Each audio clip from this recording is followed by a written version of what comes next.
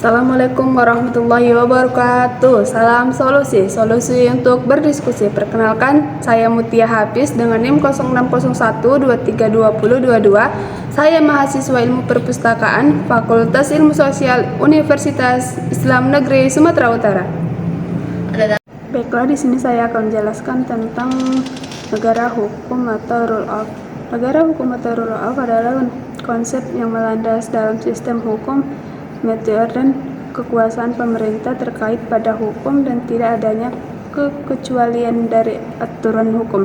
Konsep ini menekankan prinsip bahwa hukum harus menjadi landasan utama dalam menjalankan pemerintahan, bukan kehendak semata karena pemimpin. Pengertian negara hukum. Negara hukum atau rule of law adalah prinsip yang menegakkan bahwa setiap orang, termasuk pemerintah, harus tunduk pada hukum yang sama. Konsep ini menjalani keadilan, kepastian hukum, dan perlindungan hak asasi manusia. Negara hukum menjamin bahwa kekuasaan pemerintah dibatasi oleh hukum dan tidak boleh digunakan secara sewenang-wenangnya.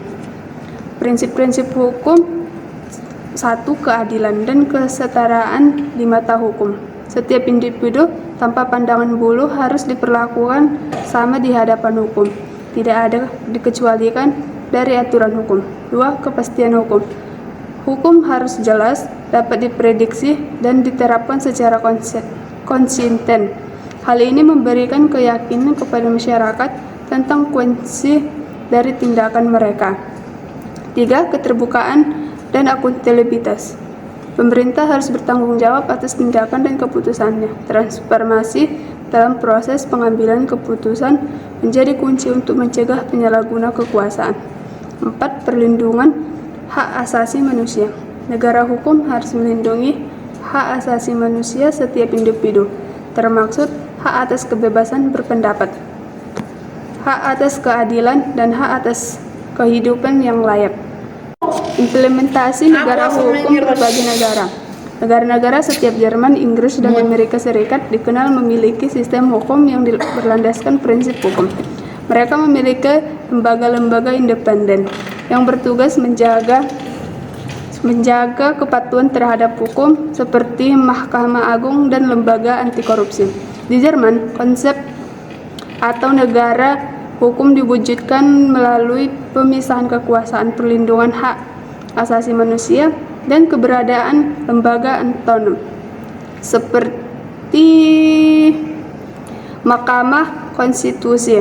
Di Inggris, prinsip rule of tercermin dalam keberadaannya yang berkembang dari kasus-kasus hukum sebelumnya. Sistem ini menegakkan penegak hukum yang adil dan konsisten.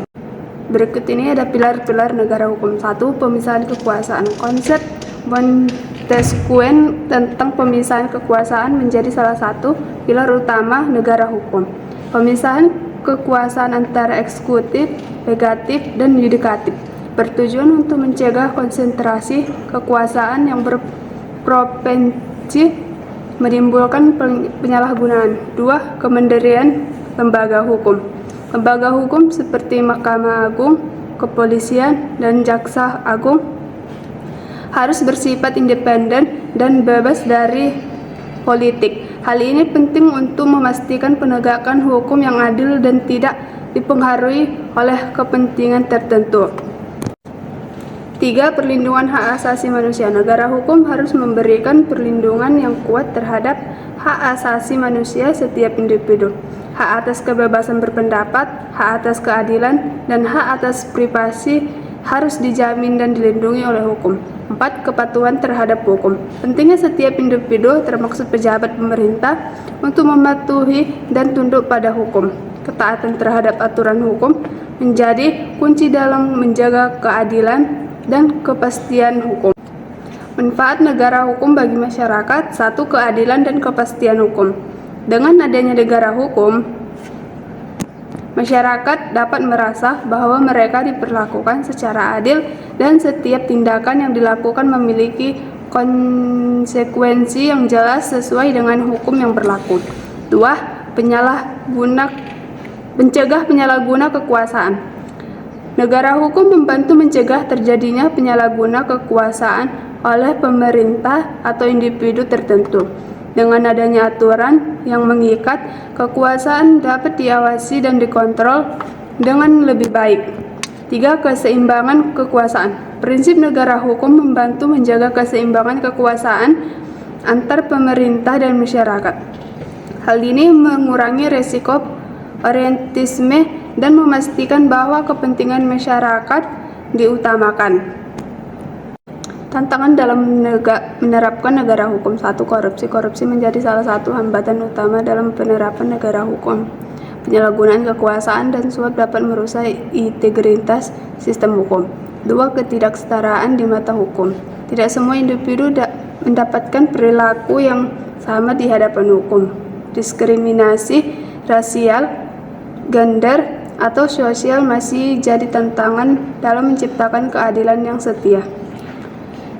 3. Ketidakpastian hukum. Hukum yang kompleks dan sulit dipahami oleh masyarakat umum dapat menciptakan ketidakpastian dalam menjalankan kehidupan sehari-hari.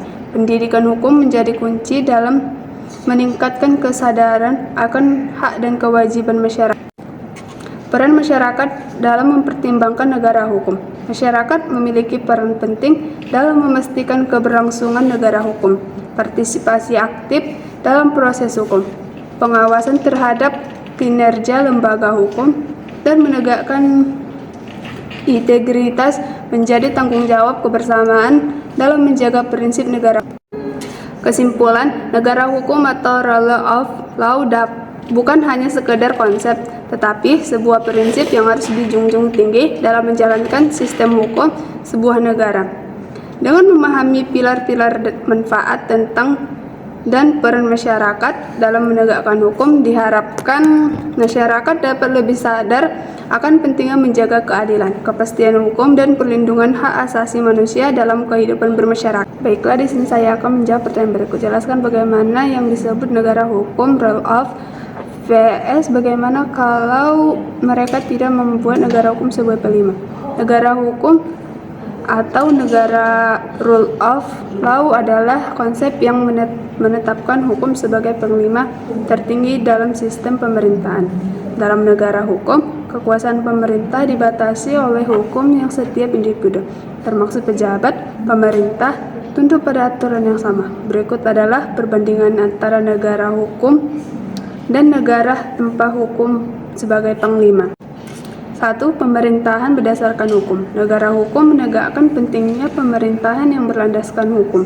Setiap keputusan dan tindakan pemerintah harus sesuai dengan aturan hukum. Sesuai dengan aturan hukum yang berlaku, sebaiknya dalam negara tanpa hukum. Sebagai panglima, keputusan pemerintah dapat diambil secara sewenang-wenang tanpa pemerintah mempertimbangkan keadilan atau kepastian hukum. 2. Perlindungan hak asasi manusia. Negara hukum menjadi perlindungan hak asasi manusia setiap individu. Hak-hak dasar seperti hak dasar kebebasan berpendapat, hak atas keadilan, dan hak atas privasi dijunjung tinggi dan dilindungi oleh hukum.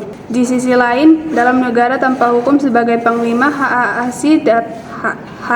asasi dapat manusia rentang dilanggar karena ketidakkan aturan yang perlindungan hak tersebut. 3. Transparansi dan akuntabilitas. Negara hukum mendorong transparansi dalam proses pengambilan keputusan dan pemerintah atas ketidak mereka. Lembaga-lembaga pemerintahan harus bertanggung jawab dan terbuka terhadap pihak. Selebihnya, dalam negara tanpa hukum sebagai panglima, transparansi dan akuntabilitas seringkali terabaikan sehingga meningkatkan risiko korupsi dan penyalahguna kekuasaan. Negara tanpa panglima mengacu pada ekor di mana kekuasaan pemerintah tidak terkait oleh aturan hukum yang jelas dan tidak ada mekanisme yang mengatur pengguna kekuasaan. Dalam konteks ini, dapat beberapa karakter yang membedakan negara tanpa hukum, panglima, dan negara ini. Sekian video kali ini, semoga bermanfaat bagi yang menonton. Saya minta maaf jika ada yang salah. Saya akhiri. Assalamualaikum warahmatullahi wabarakatuh. Salam solusi. Sampai jumpa kembali.